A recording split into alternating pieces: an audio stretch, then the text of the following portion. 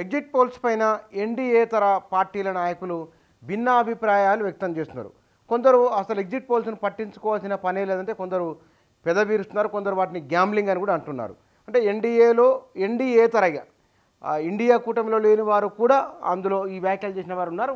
ప్రధానంగా కాంగ్రెస్ పార్టీ అవి Modi media poles అన్నారు. వీళ్ళు లోక్సభ ఎన్నికలో విజయం ఎన్డీఏ కూటమిదేనని ఎగ్జిట్ పోల్స్ వెల్లడించడాన్ని కాంగ్రెస్ అగ్రనేత రాహుల్ గాంధీ తప్పుపట్టారు. అవన్నీ మోదీ మీడియా పోల్స్గా అభ్యర్థించారు. మానసికంగా ఆడుకోవడంలో భాగంగా ఉద్దేశపూర్వక ప్రయత్నంగా ఇలాంటి ప్రచారం చేస్తున్నారని ఆయన మండిపడ్డారు. ఆదివారం ఆయన ఏఐసిసి కార్యాలయంలో విలేకరులతో మాట్లాడుతూ ఇండియా కూటమి కార్యకర్తల స్థైర్యాన్ని దెబ్బతీసేందుకు బోగస్ పోల్స్ను మోదీ ప్రచారంలోకి తెచ్చారు. ఇవి ఆయన ఊహల ఫలితాలు. మాకు 290 సీట్లు వస్తాయని చెప్పారు. మరోసారి అధికారంలోకి వస్తున్నట్లు అధికార యంత్రాంగానికి సంకేతాలు పంపించి ఒత్తిడి పెంచడమే ప్రధాని మోదీ వ్యూహంగా ఉందని ఏఐసిసి ప్రధాన కార్యదర్శి జయరాం రమేష్ అన్నారు. ఇక ఎగ్జిట్ పోల్స్పై విపక్షాల పెదవిరుపు. లోక్సభ ఎన్నికల ఫలితాలు ఎన్డీఏకు అనుకూలంగా ఉండవచ్చన్న ఎగ్జిట్ పోల్స్పై విపక్షాలు రెండో రోజు విరుచుకుపడ్డాయి. ఆ అంచనాలు వాస్తవమయ్యే అవకాశమే లేదన్నాయి. విపక్షాలు నీరుగార్చడానికి ఇదొక మైండ్ గేమ్ అని, అసలైన తీర్పు పూర్తి విరుద్ధంగా ఉంటుందని ఢిల్లీ ముఖ్యమంత్రి కేజ్రీవాల్ పేర్కొన్నారు. రాజస్థాన్లో 25 స్థానాలే అయితే భాజపాకు 33 వస్తాయని ఒక సంస్థ చెప్పిందని చెప్పారు. పైనుంచి వచ్చిన ఆదేశాలతో అలా చేసి ఉంటారని, మొత్తం అంచనాలు కల్పితమని చెప్పారు వారు. ఇక వీటికి విలువే లేదని మమత అన్నారు. మమత ఏమన్నారు? సార్వత్రిక ఎన్నికల ఎగ్జిట్ పోల్స్కు విలువ లేదని పశ్చిమ బెంగాల్ సీఎం మమతా బెనర్జీ అన్నారు. క్షేత్రస్థాయి పరిస్థితికి అనుగుణంగా ఇవి లేవని తెలిపారు.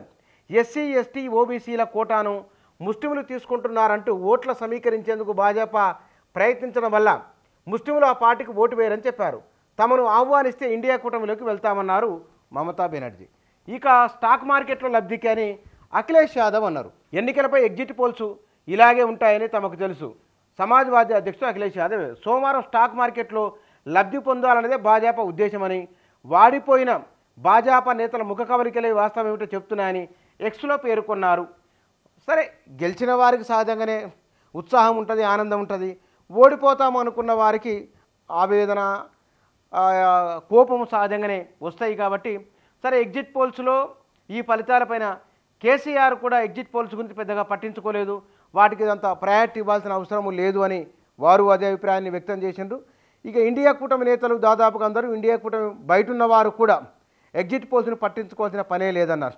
సరే, ఎగ్జిట్ పోల్స్ ఎట్లా ఉన్నా సరే వాస్తవం ఏమిటో కూడా తెలవడానికి కొన్ని గంటల వ్యవధి మాత్రమే ఉన్నది. ఎగ్జిట్ పోల్స్ ఫలితాలు నిజమవుతాయా లేదా వాటిని తలకిందులు చేస్తూ ప్రజాభిప్రాయం ఈవీఎంలలో మరో రూపంలో నిశ్చితమై ఉన్నదా ఏమిటో తెలియాలంటే ఫలితాలు వెలువడితే కానీ ఎవరి ఆగ్రహాలు, ఎవరి ఆనందాలు ఎట్లా ఉంటాయో తేల్చుకోవడానికి లేదా చూసేందుకు, వాటిని వారి అభిప్రాయాలు ఎవరి నిజమైనా తెలుసుకునేందుకు వీలుంటుంది ఫలితాలు వెలువడిన తర్వాతనే.